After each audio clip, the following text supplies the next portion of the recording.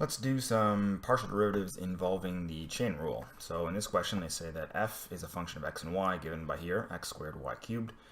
And then they go on to say that x itself is a function of t, namely x is equal to 7t and y is equal to 6t cubed. So f depends on x and y, but in turn x and y also depend on t. And what they would like to do is they would like to calculate the derivative of f as t changes. So we use the formula for chain rule, and the reason we need the chain rule is because the thing that we're actually interested in the change of, so how does f change? What's the rate of change of f? Well, f depends on x and y, but x and y itself depend on t, and so they want the derivative with respect to t, or the rate of change with respect to t, so we do need to go and use the chain rule. So the chain rule says that this should be the derivative of f with respect to x, and then the change of x with respect to t. Okay, so you can see how the chain rule kind of works here. This is actually asking or showing how much f is changing with x, and then multiplying by how much x is changing by with respect to t.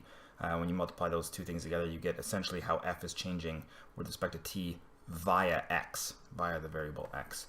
Of course, f depends on more than just x, so we also have to put in the contribution from y. So we take the derivative of f with respect to y and then multiply the rate of change of y with respect to t. So again, if you look at this, this is actually saying how fast is f changing with respect to y, and then multiplying by how fast y is changing with respect to t. So this term here gives you how much f is changing with respect to t by going essentially through y. So this is like y's contribution. Okay, so we can go ahead and calculate these.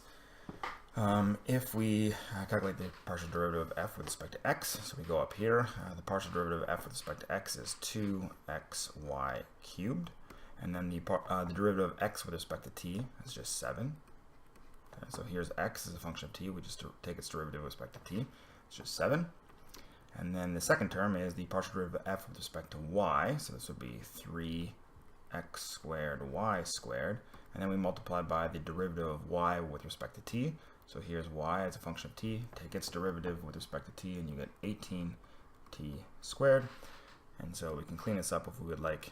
We get 14xy cubed plus 3 times 18 is 54. So we get plus 54x squared y squared t squared.